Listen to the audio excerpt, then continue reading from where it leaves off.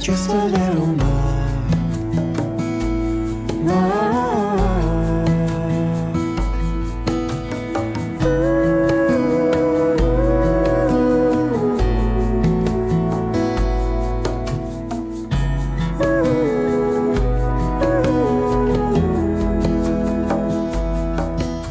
Welcome. You are south for winter, and you are indeed south for winter. You're in Christchurch. Yes. So how long We are. Introduce yourselves and tell us where you're normally living. Well, I'm Nick Stone. I'm Dani Stone. And we normally live out in Nashville, Tennessee. Right. But we're back home visiting my family and friends for the summer. So it's been awesome to get through MIQ and be able to enjoy some of this New Zealand sunshine out here. Mm-hmm. Yeah. Wonderful. What do you think of it, Dani? It's great. I've actually come back here a bunch, and I lived here in Christchurch as well. It's kind of where we formed the band. So you're an old hand. Okay, very good. Yeah, but it's been 5 years since I've been back, since things have just been so crazy in the States, and we were kind of just starting the band. Once we decided to form it here in Christchurch, we moved right to Nashville, Right. and then kind of toured around for a couple Ended up years. meeting a cellist from Michigan, and Yeah. then we're like, oh yeah, this is a great three piece to take on the road. You know, much more affordable than adding drums. But obviously, we add drums into the studio process, so it's mean that we could just all live and travel out of a van, which I think we've just moved on to what is my third van in the States now. All right. A few That's blowing, the move. transmissions and whatnot, but Fair that's enough. all part of the fun of it. Yeah. So We've and been trying to get back for a little while, but of course the pandemic has thrown a few curveballs with trying to get back, but first time back since then, and we're so happy to be here. yeah, I'll bet you are. I know how I feel about it. Yeah. Anyway, and so is there a third member of the band? Is there a guy, Alex? Is he part of the band? Yes. But of course, at this time, it's difficult to get in with that member. And so we just decided we'd leave him back home and he can take care of the dog for us. So Nice one. There you go.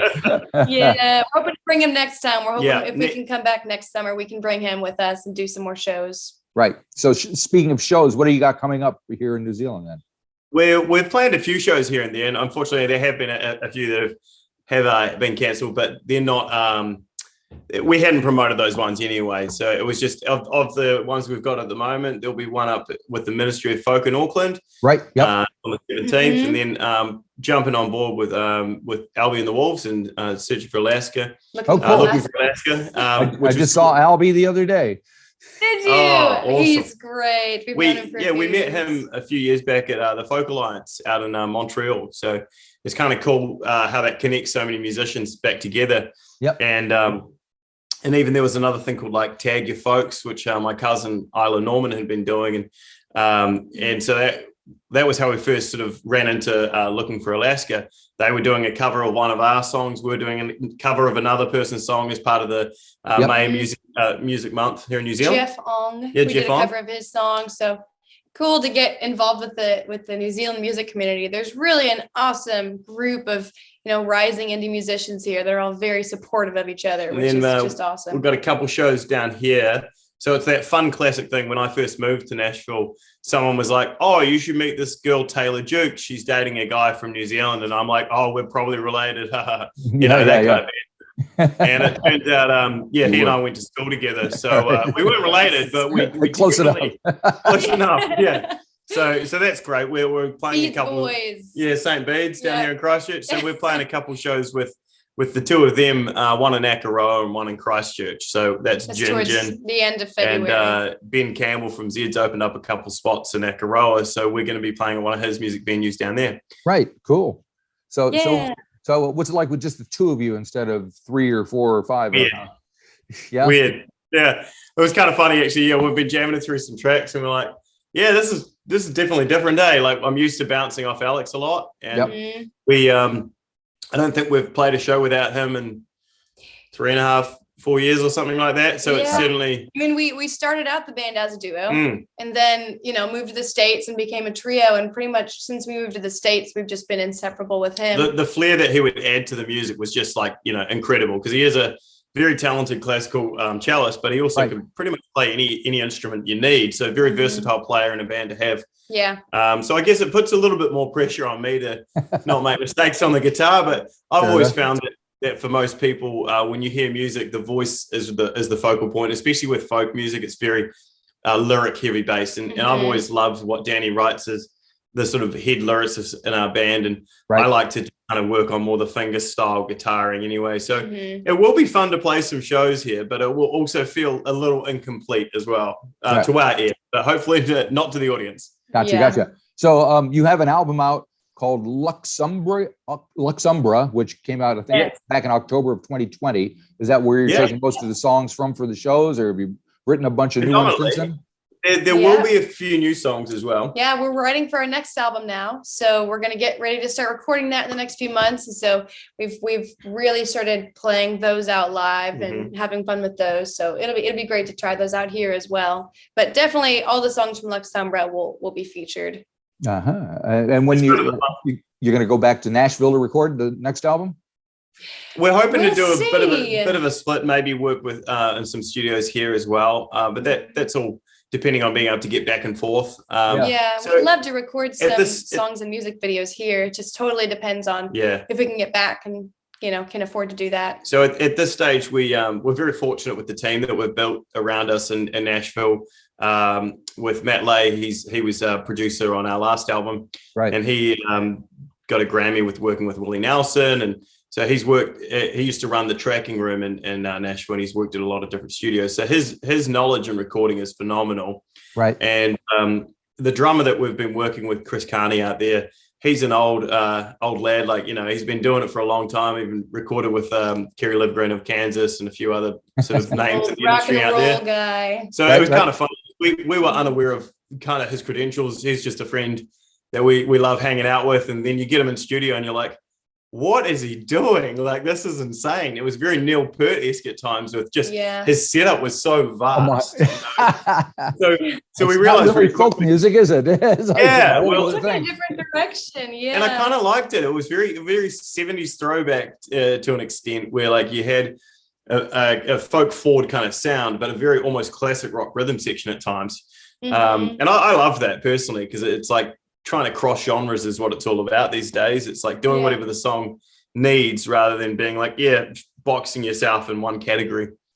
Right. I noticed just listening to the record that you kind of wander away from straight folk. I mean, maybe the first half is more like that. And then there's a track like All I Want to Do, which has kind of a jazzy vibe, and Black Widow, which is kind of a rocker. So, we get bored. We get a little bored. So we like to mix genres and mix styles. And it's funny because for our first couple of years, we didn't consider ourselves folk. We just considered ourselves kind of roots based. But just because we were playing with mostly acoustic instruments, we started falling more into the folk category. And the more we got into that world, the more we were like, this world is great. These people are so supportive and so wonderful. Great community. Really cool community. And that's how we met. But I still don't consider ourselves folk too often. It's like I listen to a lot of acoustic musicians, like say your Ben Howard, and I don't know whether Howard or Lumineers would consider themselves folk, but I love what they're doing, and we do love acoustic instrumentation. But it is fun to go to studio and just kind of be like, how big can we make this sonically?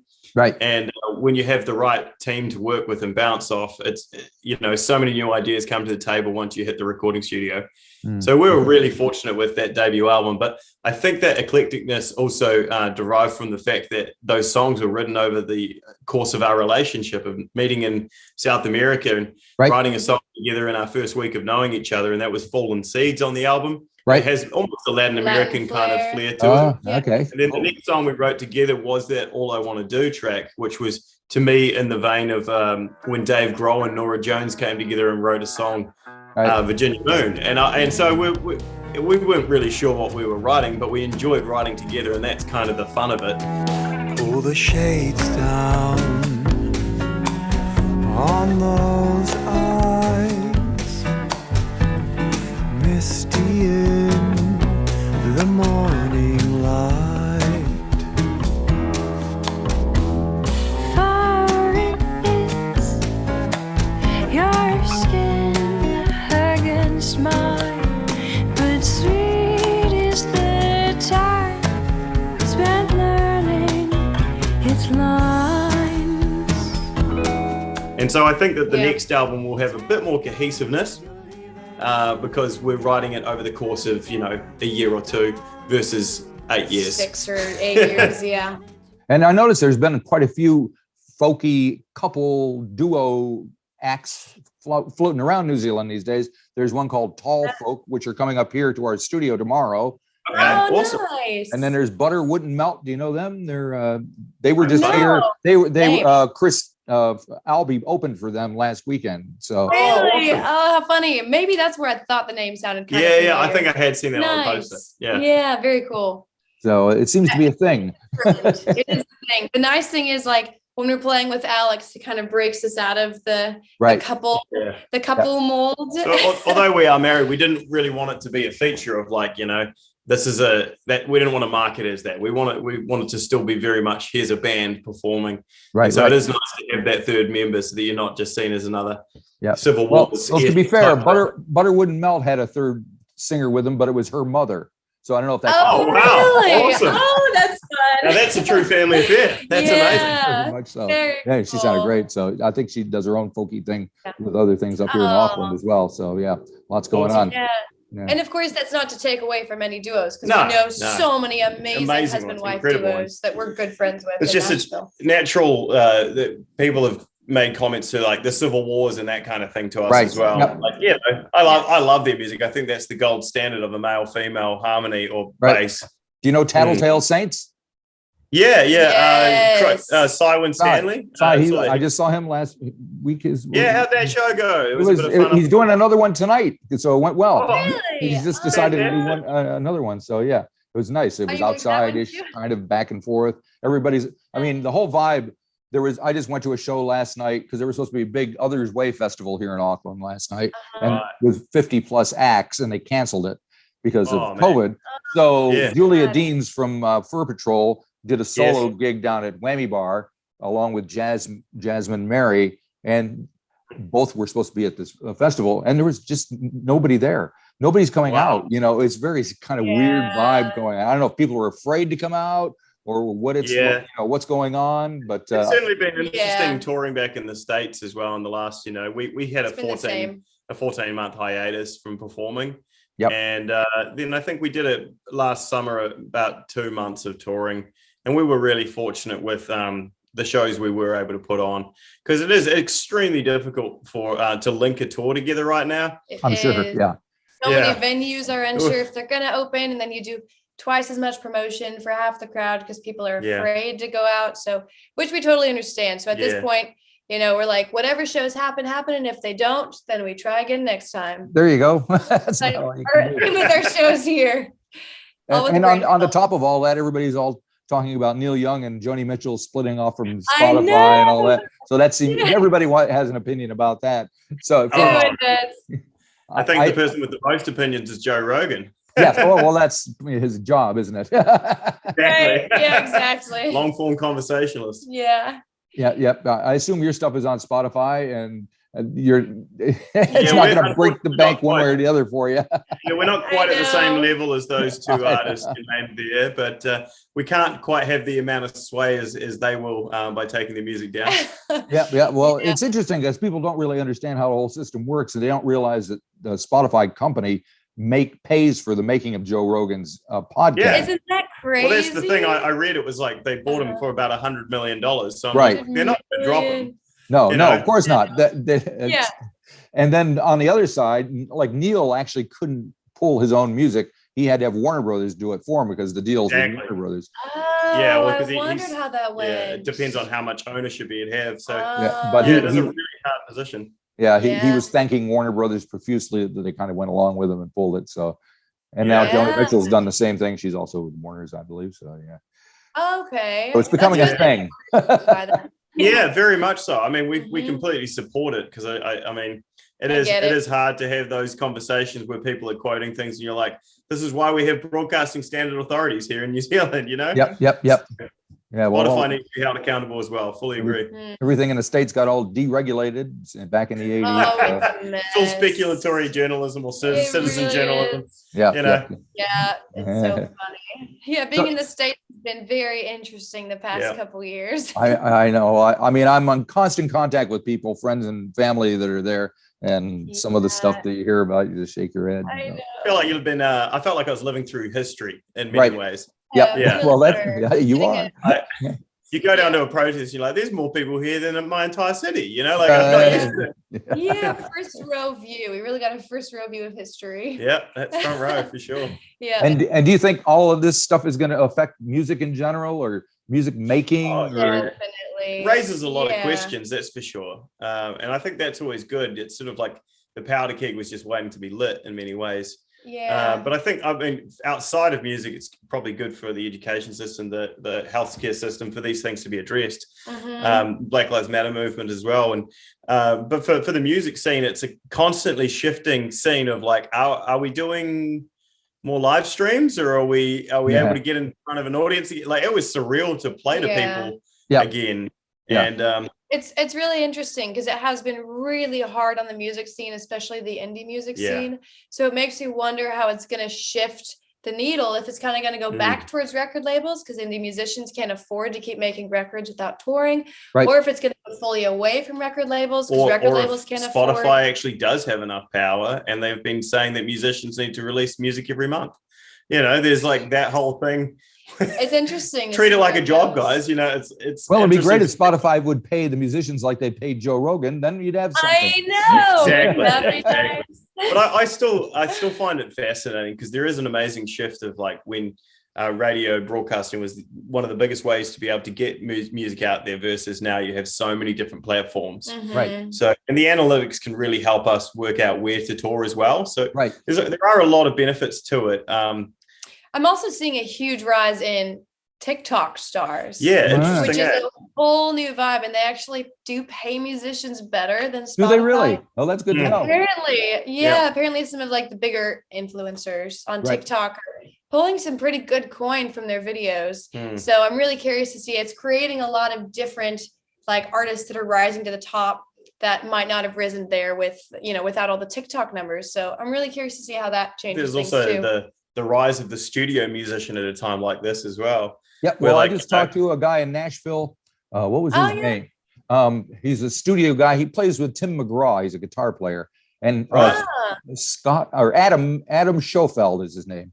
And Yeah. so he just put out his first solo album. And I mean, it's not a country record. It sounds like he's got a band. It sounds fantastic. And, Mm. he's just done it all by himself, sitting in his, wherever he is in Nashville, Yeah. making it up for himself. So the things that people can do, and they've discovered they can do on their own because they have to, is fairly impressive. Right. And that's probably going to change a lot of things as well. Oh yeah. As soon as the pandemic hit in Nashville, I was like, all right, time to build a home recording studio. So Mhm. we started doing that and just recording so many random genres. Yep. Because we're like, why not? Like, it doesn't matter anymore. play Like, because around. we've been so focused on this project for the last few years. And I mean, to the point of even having an album ready to release and then being like, oh, well, now should we release it or do we give it another year or two? Like, Yeah, right. figure, like there's no time like the present. Just Yep. get the album out, keep recording and writing more music because you never know when it could come in handy. It's even like looking at, as a random example, BoJack Horseman, the theme song for that Yep, was yep. written by, the Black Keys drummer and his uncle and So everything. And random. that was the first song they recorded in their studio, which was done numerous years prior. And he's like, Yep. you Yep. just never know when someone's going to reach out and be like, we need this style of song. You're like, well, I have that in my music catalog of the last 40 years of Yep. playing music, recording with different friends. And yeah, it's a fun hobby that we Mhm. hope to be able to take as seriously and as far as possible. Yeah. Cool. Well, hopefully we'll see you guys up here in Auckland at the folk Yeah. industry place and History of Folk, yes. Yeah, we're real excited for that February 17th. 17. The alternative. Yep. Yes. All right. Very good. Well, we'll see you up here then. In the meantime, be well. Don't get any nasty diseases while you're down here. And Yeah. hopefully everything Yep. goes smoothly. Yeah. Thanks, Marty. So nice to chat with you. Thanks You for too. having us. We'll see you. Bye. Take care. Bye.